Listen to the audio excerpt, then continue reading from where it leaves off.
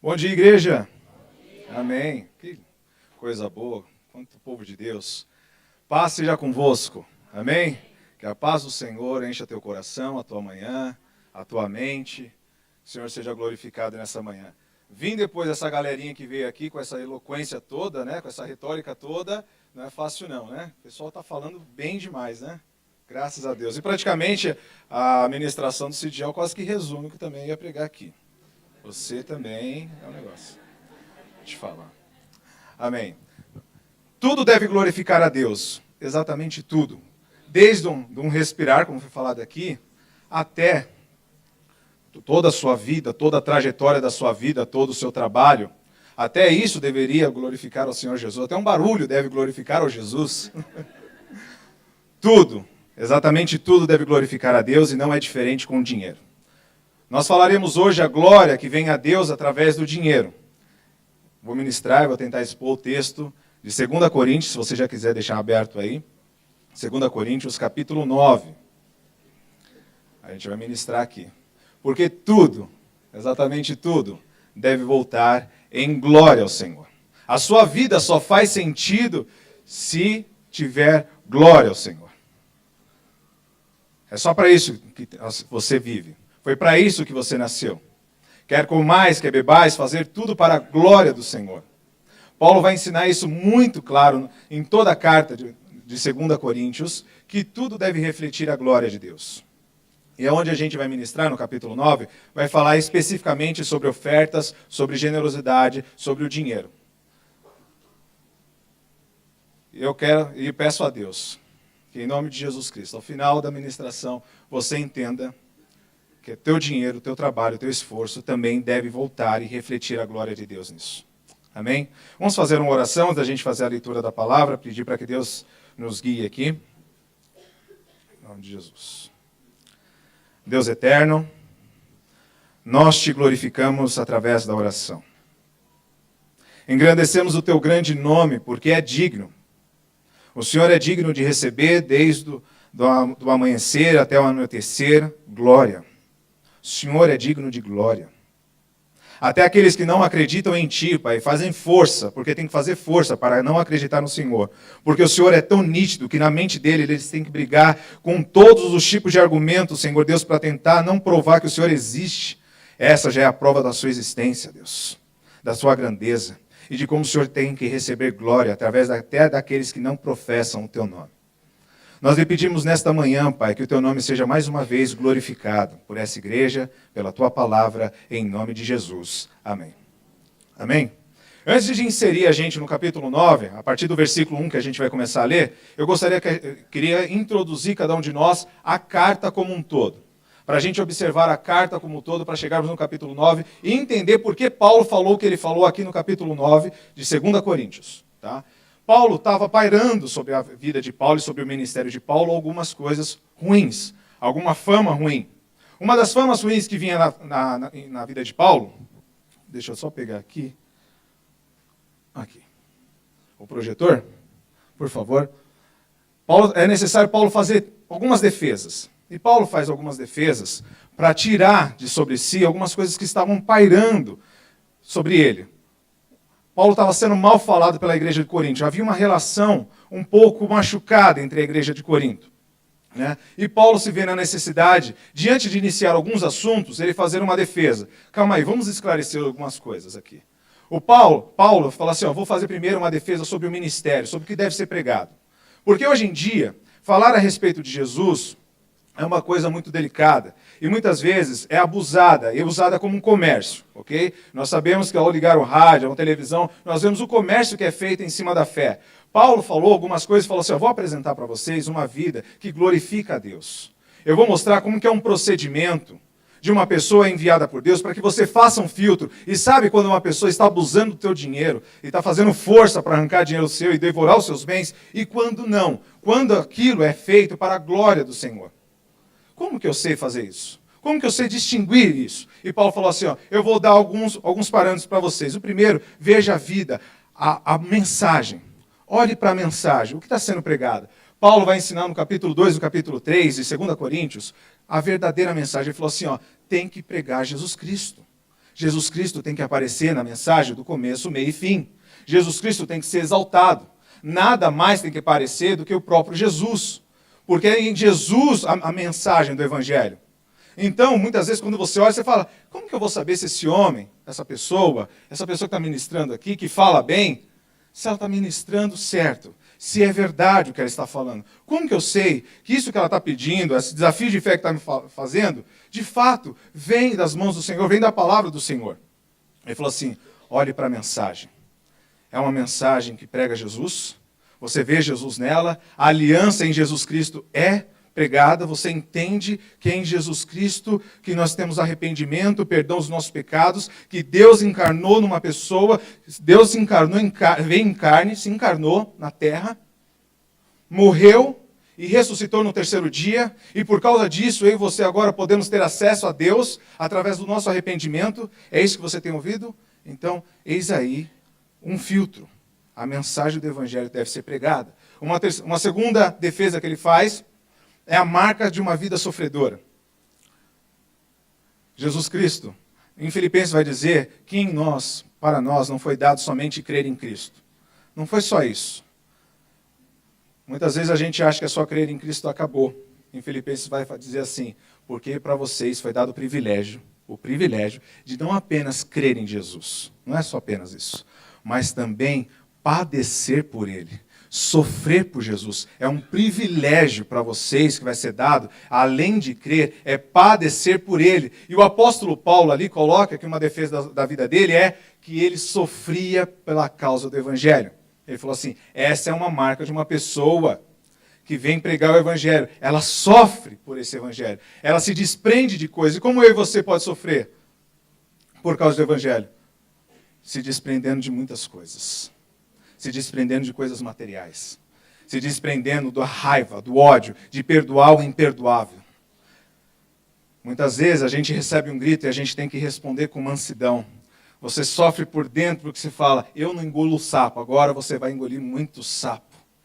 Você vai tratar aquilo, você vai agora ter paciência para responder e vai responder com brandura. Não é sofrer, não é negar a sua própria carne. Entre outras coisas, Paulo falou assim, eu sofro demais para pregar esse Evangelho. É uma das marcas. Você vê as pessoas que estão extorquindo o dinheiro do povo de hoje, principalmente no campo brasileiro, passando muita dificuldade. Você vê eles chegando a pé, você vê eles sofrendo, a roupa que eles vestem. Você vê muito sofrimento como marca, característica de uma pessoa que foi enviada por Deus.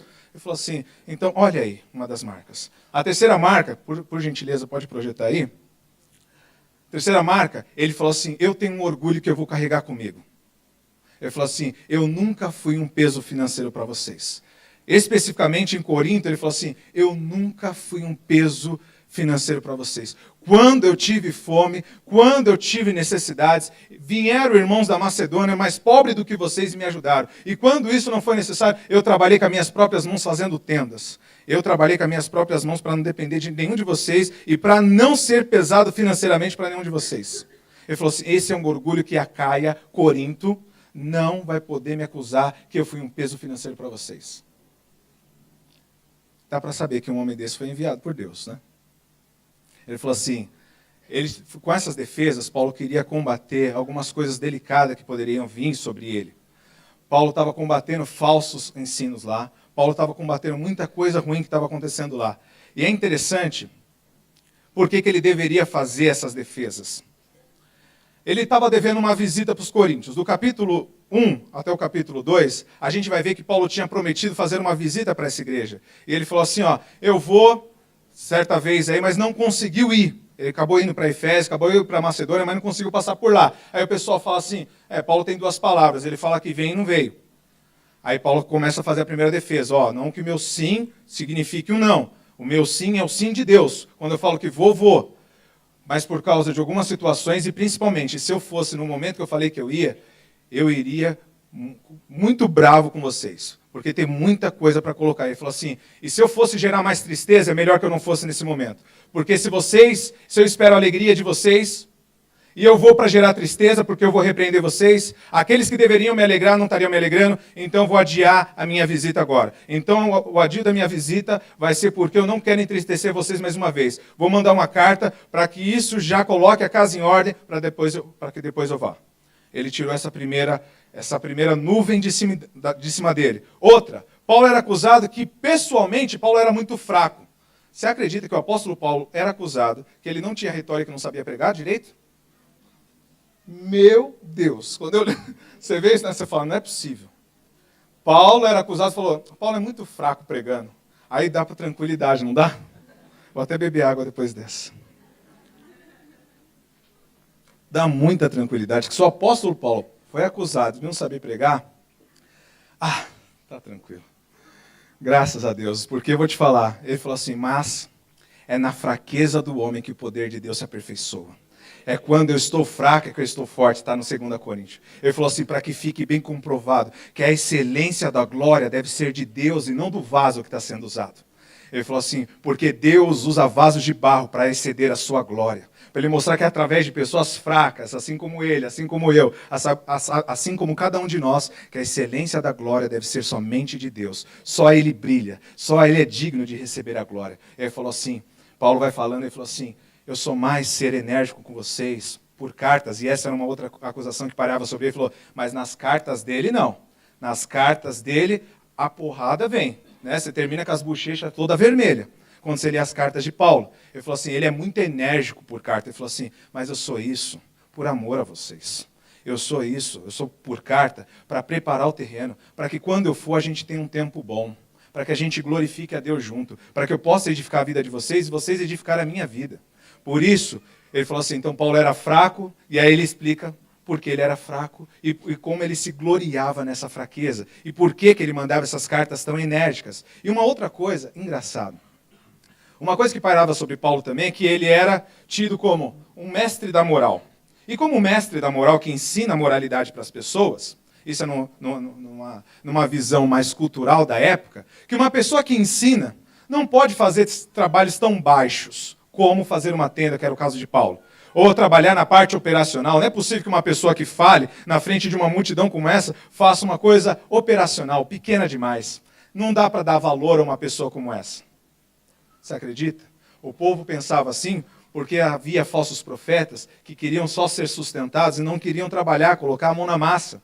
E aí Paulo falou assim, eu me orgulho disso. Eu me orgulho de trabalhar com as minhas próprias mãos.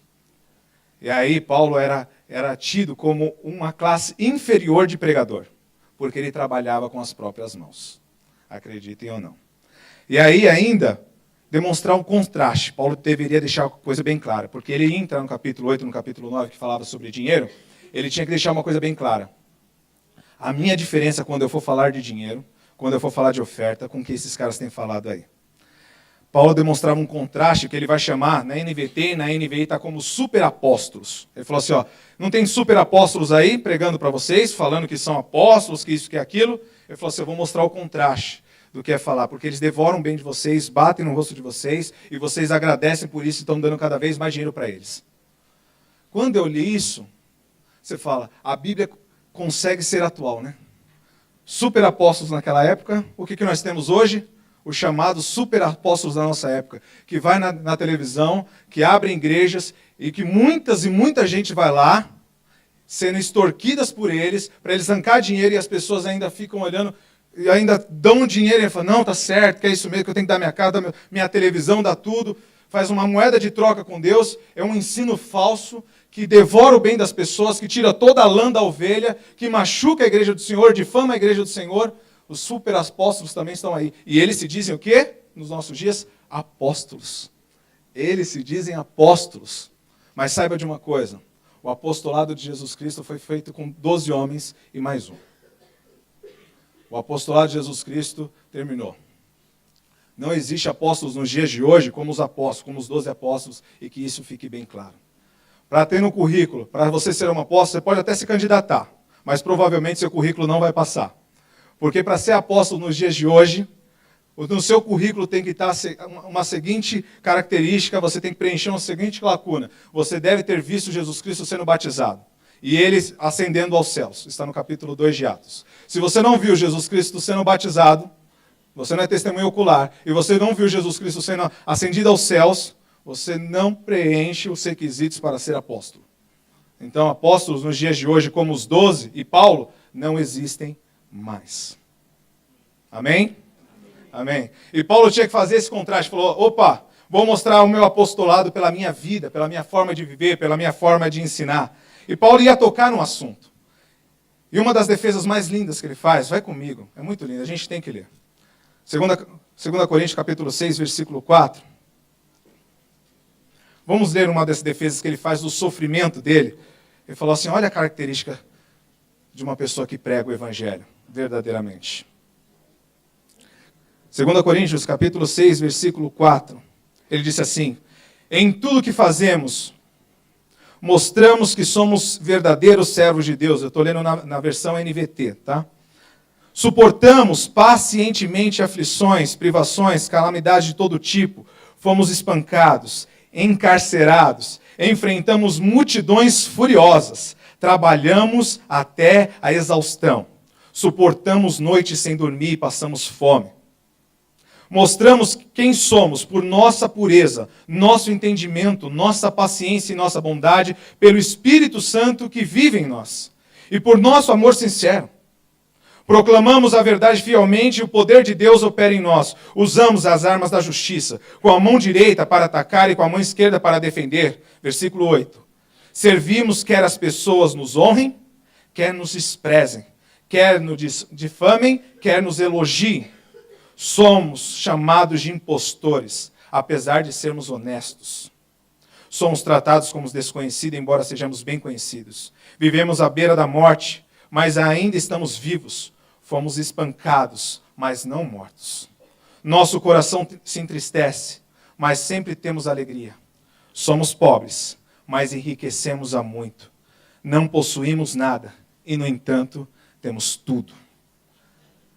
Você vê isso na vida dos homens que devoram os bens das pessoas hoje em dia? Dinheiro é para a glória de Deus. Ele deve ser pregado na igreja, deve ser ensinado? Sim, ele deve. E ele deve vir acompanhado de uma igreja que você consiga ver que não há exploração, que há uma pregação sincera do evangelho. Você se sente numa igreja onde o evangelho é pregado? Porque senão esse é o primeiro filtro que você deve fazer para estar aqui hoje. Se você está nos visitando e nunca teve a familiaridade com o evangelho, você deve ver se Jesus Cristo é exaltado dentro dessa igreja. Se esse nome maravilhoso, no qual nós não somos dignos nem de proclamar, mas Deus deu a dignidade de falarmos do nome dele, o nome dele tem sido elevado aqui dentro dessa igreja. Você percebe isso? Você vê isso? Se você vê isso, nós podemos falar então de dinheiro. Nós podemos então falar de oferta. Nós podemos então falar da generosidade, porque isso tem que refletir e dar glória a Deus. Eu sei que o assunto está maculado lá fora, estava maculado nesse tempo, e Paulo falou assim, vou fazer a defesa para ficar bem claro, da onde deve vir esse assunto, e de que forma ele deve vir. E agora nós vamos nos concentrar no capítulo 9, que nós falamos, a partir do versículo 1, vamos ler do 1 ao 5, para a gente tirar pelo menos alguns princípios daqui, algumas orientações, do versículo 1 ao versículo 5, diz assim, capítulo 9, versículo 1, na verdade, quanto a esse serviço ao povo santo, não preciso lhes escrever. Sei quanto estavam ansiosos para ajudar e expressei às igrejas da Macedônia meu orgulho de que vocês na Acaia estão prontos para enviar uma oferta desde o ano passado.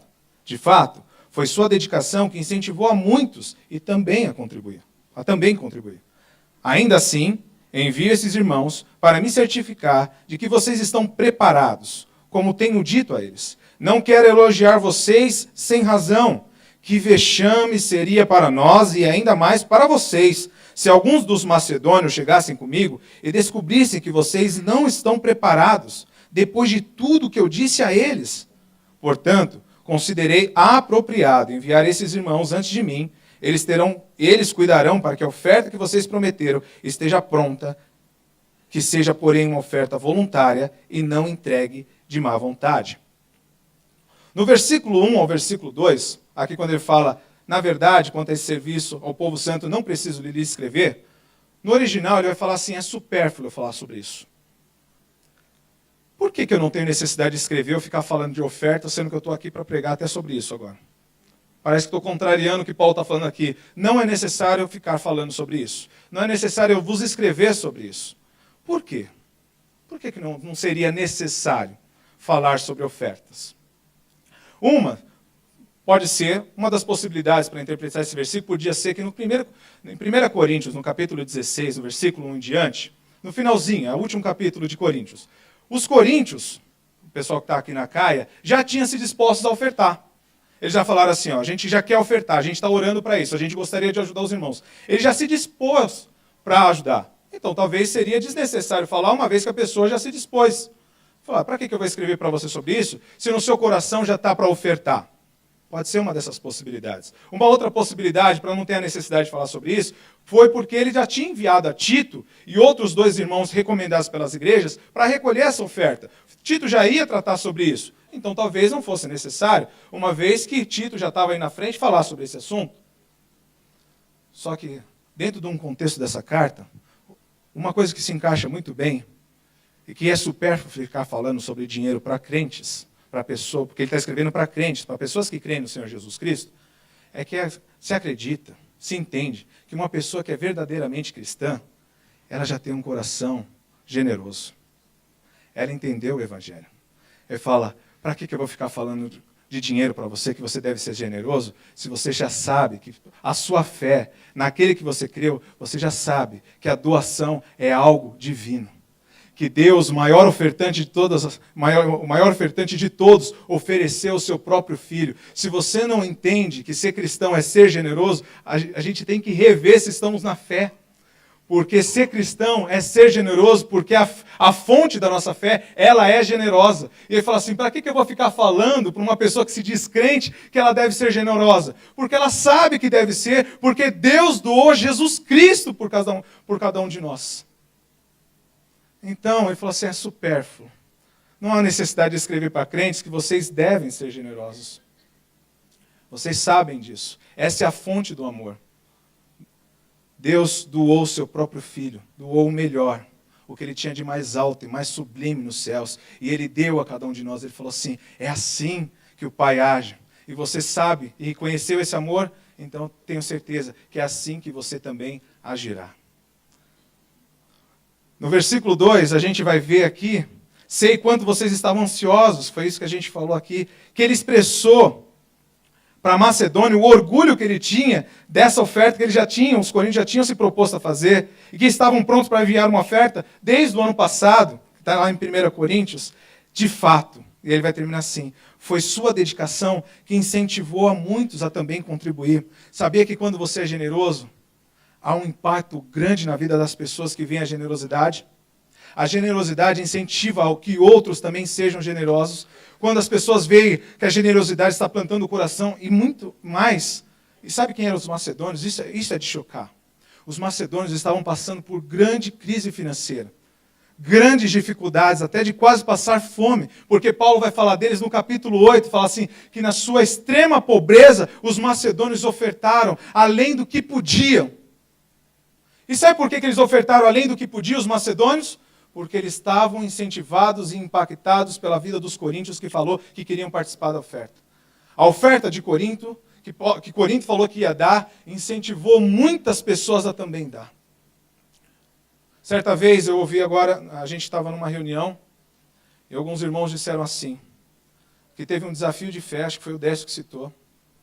Lembra, Décio, você falou do pastor Edgar, que quando ele fez um ato generoso, de um dinheiro que ele estava guardando, acho que para o carro, que quando ele fez um ato generoso, aquilo mexeu demais com toda a igreja. Mexeu com ele, mexeu demais com quem estava participando daquilo, e a generosidade de uma pessoa contaminou a muitos. Isso de fato mexe. Generosidade trabalha com impacto de generosidade, e Paulo falou assim, incentivou a muitos. Também ele vai seguir aqui no versículo 3. Ainda assim, envie esses irmãos para me certificar de que vocês estão preparados como eu tinha dito a eles. Não quero, porém, elogiar vocês sem razão. Que embora seja supérfluo de vez em quando falar, muitas vezes é necessário. Muitas vezes necessário voltar a falar sobre o assunto. Embora ele falou assim, é supérfluo falar, não tenho por que escrever, em alguns momentos a gente volta a falar. Por quê? Porque ele falou assim, eu me elogiei de vocês, falei que vocês fizeram um voto diante de Jesus Cristo, que iam fazer a entrega dessas ofertas. E no versículo 4, ainda seguindo aqui, ele falou assim, que vexame seria para nós, que tinha elogiado, Paulo tinha elogiado a igreja, e ainda mais para vocês, se alguns macedônios, que eram pobres, que tinham feito de tudo para oferecer uma oferta generosa, chegassem lá e soubessem que os ricos não estavam preparados. Quer dizer que os pobres se preparam, fazem um esforço, e aquele que pode, não faz. Ele falou que vergonha seria para vocês se isso acontecesse. Portanto, e aí ele fala, por isso que é necessário escrever, portanto, considerei apropriado enviar esses irmãos antes de mim.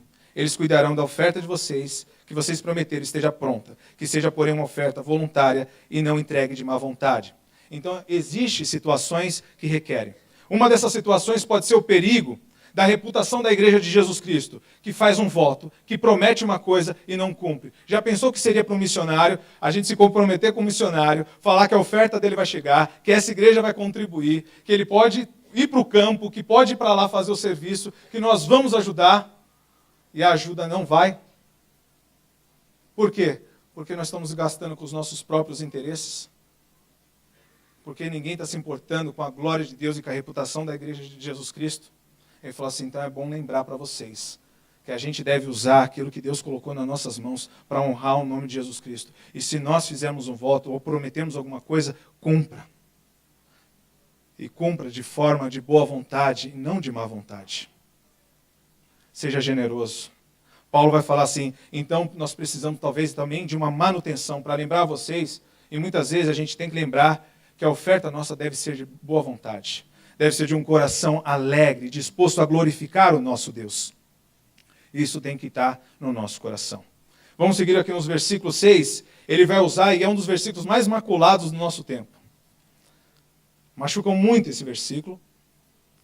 E usam ele para extorquir as pessoas. Versículo 6. A gente vai ler do 6 ao 10, perdão. Diz assim, lembre-se, quem lança apenas algumas sementes obtém uma colheita pequena, mas quem semeia com fartura obtém uma colheita farta. Cada um deve decidir em seu coração quanto dar. Não contribuam com relutância ou por obrigação, pois Deus ama quem dá com alegria. Versículo 8. Deus é capaz de lhe conceder todo tipo de bênção, para que em todo tempo vocês tenham tudo de que precisam, e muito mais ainda para repartir com outros. Como dizem as Escrituras, compartilha generosamente com os necessitados. Seus atos de justiça serão lembrados para sempre. Versículo 10. Pois é Deus quem supre a semente para quem semeia, e depois o pão para o seu alimento. Da mesma forma, ele proverá e multiplicará sua semente e produzirá, por meio de vocês, muitos frutos de justiça. Vamos avançar até o 11. Em tudo, vocês serão enriquecidos, a fim de que possam ser sempre generosos. E quando levarmos sua oferta para aqueles que precisam dela, eles darão graças a Deus. É uma oferta abusada porque entra na ideia de você, primeiro versículo 6, entra na ideia de quanto mais você semear, mais você vai colher. Então usam isso para que você use de barganha com Deus. Dê muito na casa de Deus, dê muito dinheiro, dê tudo que você puder, dê todo o seu salário se for possível. Não, se for possível, eles não iam usar se for possível, né? Dê todo o seu salário, dê a joia, se você tiver com joia aí, dê a tua joia também, dê tudo. Porque quanto mais você dá para Deus, mais Deus vai te dar. Aí você fala, oh, é palavra de Deus, é isso mesmo, vou fazer isso. Abusam demais desse versículo. Extorquem as pessoas com o versículo 6. Tiram de dentro do contexto. E se você ver no versículo 5, ele está falando de boa vontade e de má vontade. Se você for no versículo 7, ele está falando que deve ser dado com alegria. E no meio do 5 e do 7, ele coloca o versículo 6 e ele coloca a figura de um agricultor. Qual agricultor diligente que, tendo um campo farto na sua frente, tendo muitas sementes para semear e podendo semear em todo aquele campo para nascer, para ter muito fruto que colher, vai colocar as sementes de mau grado no seu campo? Ele vai falar, queria só colocar só um pouquinho, porque eu não quero esse ano uma colheita muito farta. O coração dele vai estar disposto a semear aquele campo com muita fartura, porque ele entende que muitos frutos virão daquela semeadura. A boa vontade do agricultor conta muito, não é só quantitativo, é qualitativo, é a atitude do seu coração que está contando aqui. A disposição de você semear muito, porque é muita glória a Deus que você quer de retorno, é que Deus seja glorificado. Sim, existe uma quantidade, e de fato Deus abençoa muita gente que é generosa. E ele fala assim, quanto mais essa pessoa semeia, mais essa pessoa recebe. É verdade. Mas para que ela recebe? Para continuar sendo generoso. Então, essa passagem é abusada, muito. Não é para enriquecimento. Quando você semeia no campo do Senhor, no reino de Deus, é para colher com a sua generosidade ainda mais generosidade. Deus quer que a sua generosidade impacte outras pessoas a serem e continuarem a ser generosas.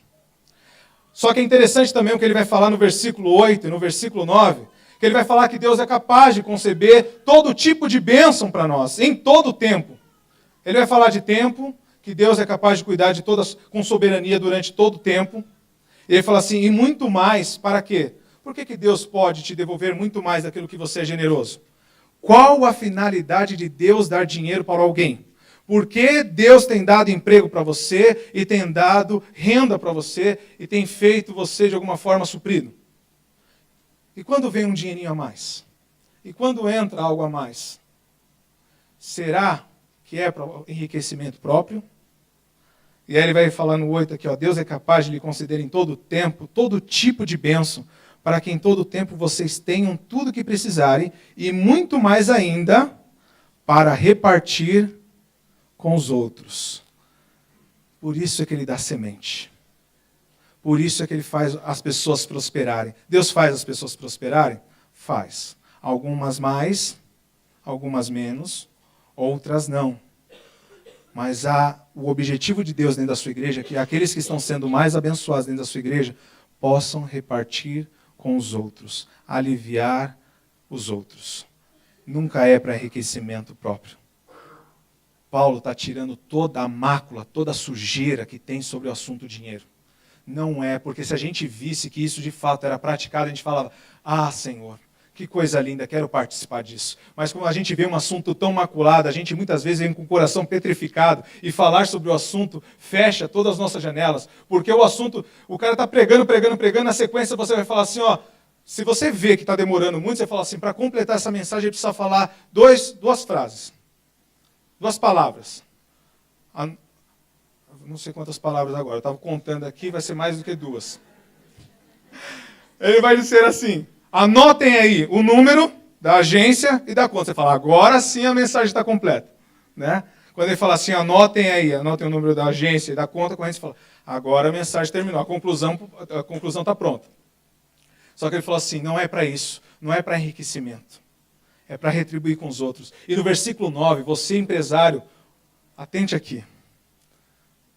Você que trabalha por conta própria, olha o que ele vai usar no versículo 9. Como dizem as Escrituras, ele vai citar um texto de Salmo 112.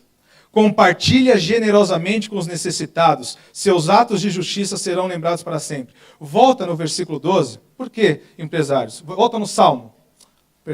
Salmo 112, versículo 9. Abram comigo ali, que a gente vai ler. Ele cita o versículo 9 do Salmo 112, só que a gente vai ler a partir do versículo 5. Salmos 112. Aí acompanha comigo desde o versículo 5.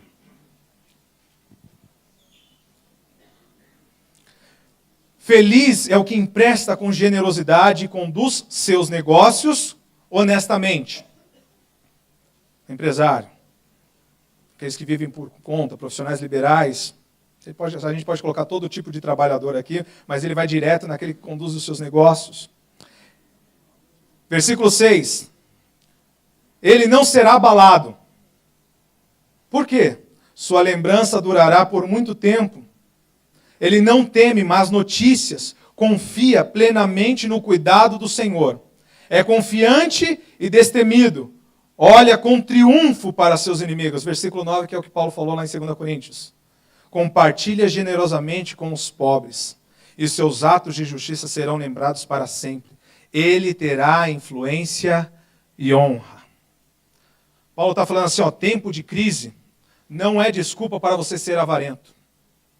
Porque o tempo é de crise, porque o país está em crise, você não tem desculpa para ser avarento. E por que você não tem desculpa para ser avarento, mesmo sabendo das dificuldades? Ele falou assim, porque você confia no Senhor. A sua confiança não está no mercado, não está no que está acontecendo ali fora. está no Senhor. Então você deve continuar sendo generoso. Você não tem desculpa para continuar, para ser avarento. E muitas vezes as pessoas falam assim, mas é prudente guardar dinheiro. É verdade. Senão eu teria desmentindo tudo aqui, né? É prudente guardar? É. Mas até quanto? Ou até quando é prudente você continuar guardando? Quanto é necessário para prover segurança para sua família ou para algumas coisas, algum percalço que pode aparecer? Quanto é necessário ter na sua conta? Você já orou assim, Senhor? Quanto é necessário? Deus queira que a partir de hoje, se Deus ajudar, influenciar teu coração, você comece a orar assim. Quanto é necessário? Por quê?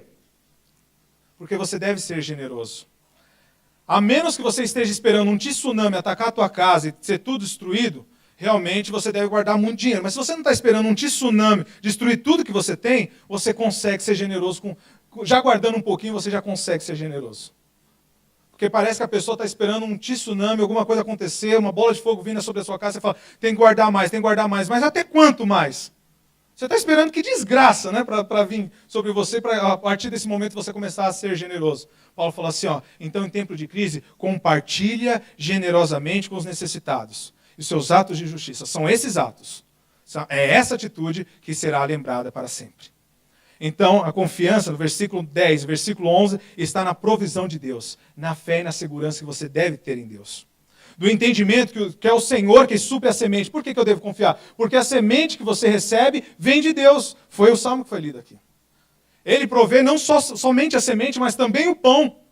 Porque muitas vezes você tem a semente, vamos tratar aqui como dinheiro, mas não dá tempo nem de comprar algumas coisas, ela já vai em contas. Ele falou assim, tanto a semente contra o pão que vem na tua mesa, sou eu que supro. Por isso que você deve confiar em mim. Não lembra, não dá eco daquela passagem de Jesus, falou assim, não andeis ansiosos por coisa alguma. O Pai de vocês sabe o que vocês precisam. E Ele, como um Pai amoroso, vai cuidar de vocês.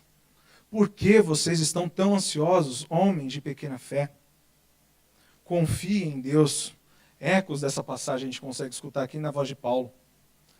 Por que vocês correm tanto atrás dessas coisas? É o Pai. Sabe o que diz? Um salmo lindo. Eu sei que ele pode dar uma conotação errada, eu não vou ter tempo para desenvolver, mas é a palavra de Deus. Ele diz assim, aos seus amados Ele dá enquanto eles dormem. Porque não dorme e nem cochila o Santo de Israel. Ele cuida dos seus amados. Você vai continuar sendo generoso, Ele cuida que a semente venha. Ele conhece o teu coração, você entendeu o Evangelho, você está sendo generoso. Ele falou assim, Ele cuida de você. Você acha que vem do teu esforço?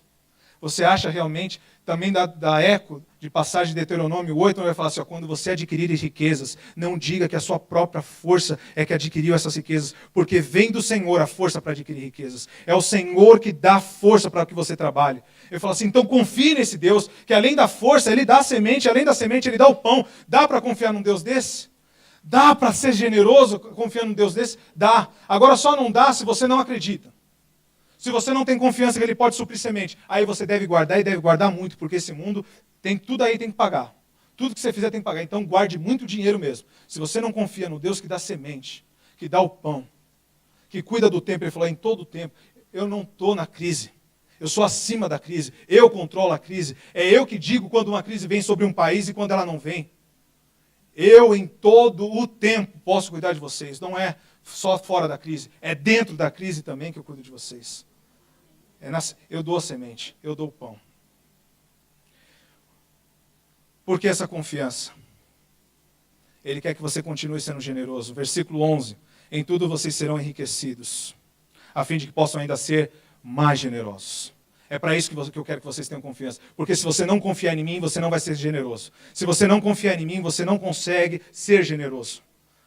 O princípio santo e limpo de dar ofertas é ser generoso com a confiança em Deus. Então, confie em mim. Essa é a provisão. É por isso a confiança.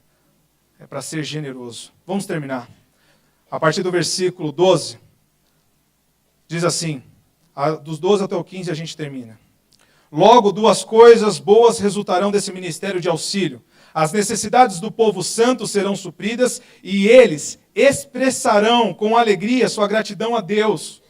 Versículo 13. Como resultado do serviço de vocês, eles darão glória a Deus pois sua generosidade com eles e com todos os que creem mostrará que vocês são obedientes às boas novas de Cristo. E eles orarão por vocês com um profundo afeto, por causa da graça transbordante de Deus, que Deus concedeu a vocês. Versículo 15. Graças a Deus por essa dádiva tão maravilhosa, que nem as palavras conseguem expressar.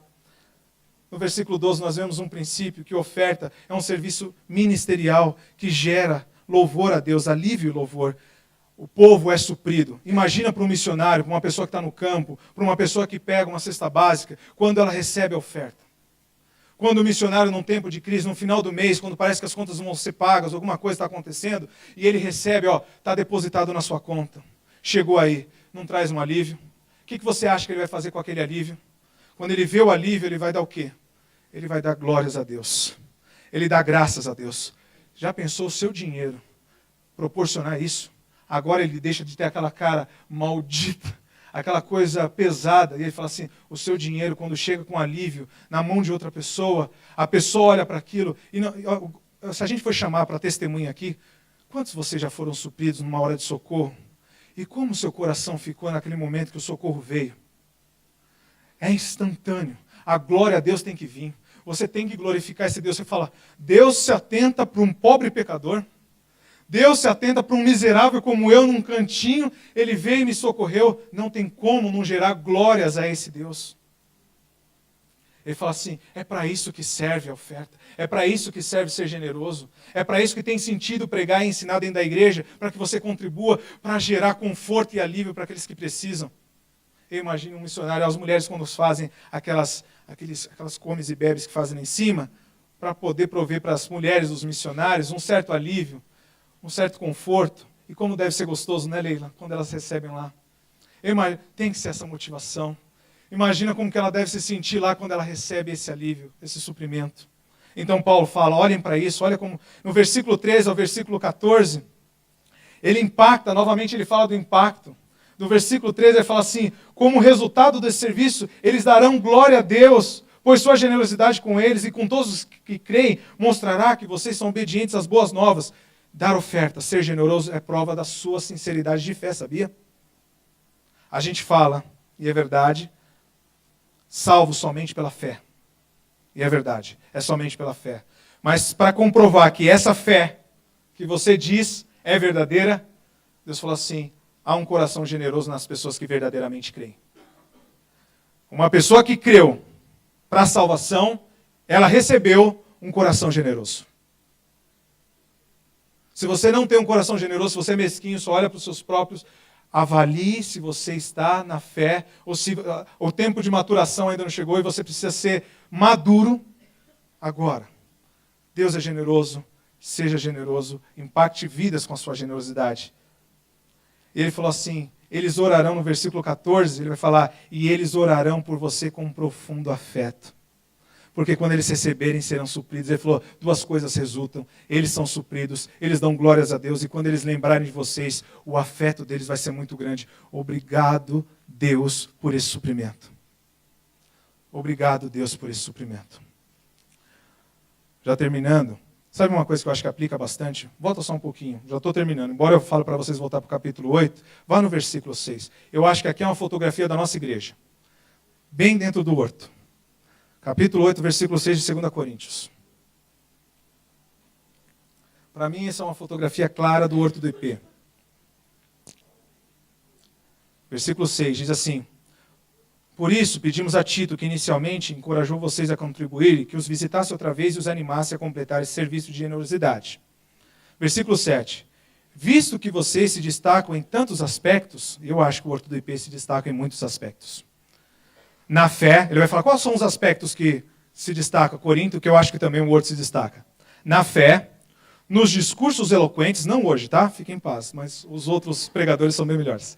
Na fé, nos discursos eloquentes, no conhecimento, no entusiasmo e no amor que receberam de nós. Para mim é uma fotografia, não sei se todo mundo concorda, eu tenho isso, eu tenho essa visão do Horto. Aí ele diz assim, queríamos que também se destacassem no generoso ato de contribuir. Eu também acredito que o Horto tem que chegar nesse patamar. A gente se destaca em tantas coisas, podemos nos destacar também no ato de contribuir. Tiago chegou uma vez para mim e falou de uma igreja com um número bem menor do que o nosso, falou, eles contribuem para missões muito mais do que nós. Eles impactaram a vida do Tiago quando o Tiago ficou sabendo disso. Talvez vocês saibam de igrejas menores que a nossa, que contribuem, que são muito mais generosos. O Horto deveria se destacar também no ato da generosidade. Sabe por quê? Versículo 15, para a gente terminar, o último versículo. Ele diz assim, graças a Deus por essa dádiva tão maravilhosa que nem palavras consegue expressar. Por que dinheiro dá glória a Deus? Desde o versículo 8 ele falou assim, porque o ato de contribuir é do próprio Deus. Embora ele fale de voluntariedade, de dar de bom grado, sabe de onde vem a sua voluntariedade? Sabe quando vem aquela vontade de contribuir? De onde que vem aquilo? De Deus. Deus age tanto no querer quanto no efetuar. De Deus vem o seu desejo de ser generoso. Quando você se sente voluntário para dar, é o próprio Deus que está agindo em você. E ele falou assim, quando tudo isso acontecer, com todas essas coisas maravilhosas acontecer através da generosidade, ele falou assim, isso é uma graça tão grande demonstrada por Deus ao seu povo, porque aquele que estava pedindo socorro foi socorrido pela provisão de outros irmãos, e eles darão glórias a Deus, não voltará a glória para você, porque o que você dá com a direita, a esquerda não deve saber. A glória não volta para você no ato da generosidade, a glória tem que voltar para Deus. Porque eles darão glória a Deus, e quando você contribui na igreja, muitos têm a ideia assim, eu vou contribuir, eu mesmo vou lá contribuir. Cuidado, cuidado. Pode ser uma atitude muito boa do seu coração, pode, uma motivação legal. Mas pode ser também que você quer glória para você mesmo. Você fala, eu mesmo, eu não vou dar para a igreja, eu mesmo vou lá e ajudo. Quando você ajuda através da igreja, o Senhor é glorificado, porque quem recebe a provisão, todas essas pessoas aqui são lembradas. A gente, quando oferta através da igreja, a igreja do Senhor é glorificada. Eles falam, ainda há esperança na terra, a igreja do Senhor ainda socorre, a igreja do Senhor ainda supre, a igreja do Senhor envia alívio, e eles darão glória a Deus e não a você, pela provisão e pelo suprimento que virão. Vamos orar.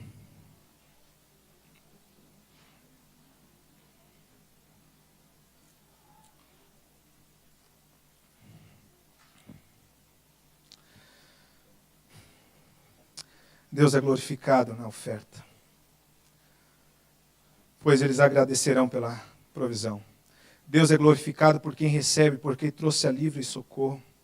Deus é glorificado porque ele será reconhecido até pelos incrédulos, que há alguma coisa diferente nessa igreja, na igreja de Jesus.